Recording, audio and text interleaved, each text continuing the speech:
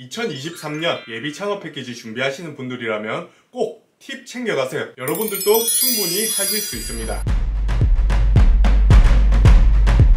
안녕하세요 대표님들, 미래비즈TV의 장대표입니다. 곧 있으면 예창패 공고가 오픈됩니다. 매년 그랬듯이 2월 공고문이 올라와 3월 신청 접수가 시작될 것 같은데요. 다들 23년 예비 창업 패키지 준비 잘하고 계신가요? 많은 분들이 준비하시면서 궁금한 점들을 문의 주시는데, 오늘은 문의 내용을 큰 카테고리로 두 가지로 나눠서 이야기해 보려고 합니다. 첫 번째는 예창패에 지원할 수 있는 자격이며, 두 번째는 어떤 아이템을 이용하면 딱 붙을 수 있는지에 대해 알아보겠습니다. 예비 창업 패키지는 어떤 자격 요건이 있어야 하나요? 예비 창업 패키지는 공고가 올라오기 전 사업자가 없어야 합니다. 즉 신규 사업자여야 합니다. 한 이야기를 예로 들자면, 최근 전화 한 통을 받았습니다. 본인이 임대사업자인데 임대료를 받으며 세금 계산서를 끊어주고 있다. 금액이 얼마 되지 않으니 예창패 지원 자격이 되지 않느냐 라는 문의를 받았는데요. 절대 안 됩니다. 예창패는 사업자 등록을 하지 않은, 한마디로 사업자 등록이 되어 있는 사업자는 되지 않습니다. 실제로 사업자 등록증만 가지고 있고 매출이 없더라도 안 되고, 사업자 등록을 한 지 얼마 안 됐어요, 이런 분들도 모두 안 됩니다. 예창패를 지원하려면 기존에 가지고 계시는 사업을 폐업해야지만 신청이 가능합니다. 또 다른 문의는 정말 좋은 사업 아이템이 있는데 제가 사업자를 가지고 있어서 아내 명의로 대신 신청해도 되는지 물어보시는 분들도 계시는데요. 이러한 상황은 가능합니다. 하지만 아내분이 이 아이템에 대한 내용을 본인만큼 알고 있어야 하며 자세하게 설명할 수 있어야만 합니다. 아이템 발표를 듣고 심사위원들이 평가를 하기 때문에 정말 이 사람이 이 아이템에 대해 잘 알고 있는지, 본인이 직접 생각해낸 건지, 아니면 속된 말로 바지사장인지 아닌지 다 압니다. 그렇기 때문에 완벽하게 이해를 하지 못하고 신청하는 경우 안 하는 이만 못하게 되는 거죠. 정말 나 대신 누군가를 세워야 한다면 엄청난 시간과 노력을 들여 연습을 많이 해야 합니다. 하지만 제일 좋은 방법은 역시 본인이 직접 사업 신청을 하는 것이 좋겠죠. 예창패 자격 요건을 정리하자면, 사업자가 없어야 하고 기존 사업자가 있다면 공고가 올라오기 전 폐업을 해야 합니다. 공고가 나온 후 폐업을 하는 경우도 지원이 불가합니다. 다음 질문은 어떤 아이템이 좋은가에 대한 내용입니다. 예창패는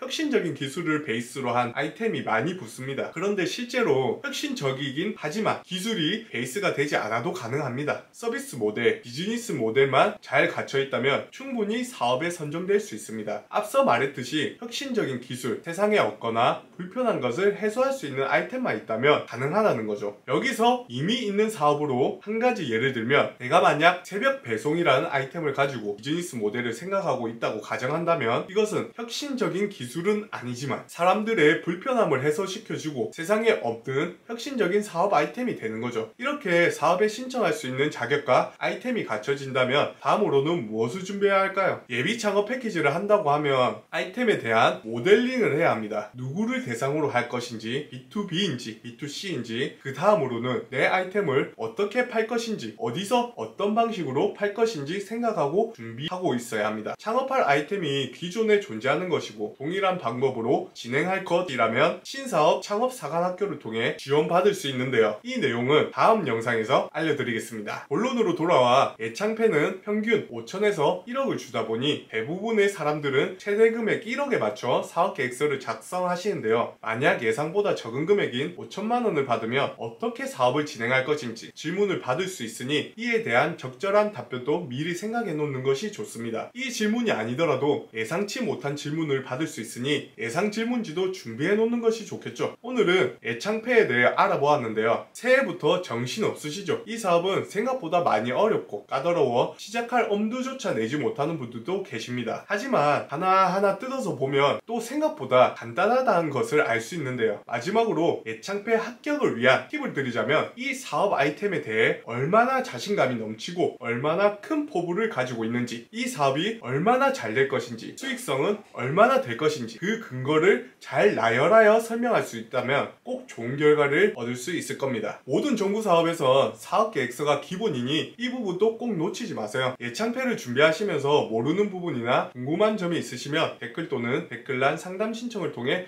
문의 남겨주세요. 대표님들의 권리를 찾는 그날까지 저 장 대표가 함께 하겠습니다.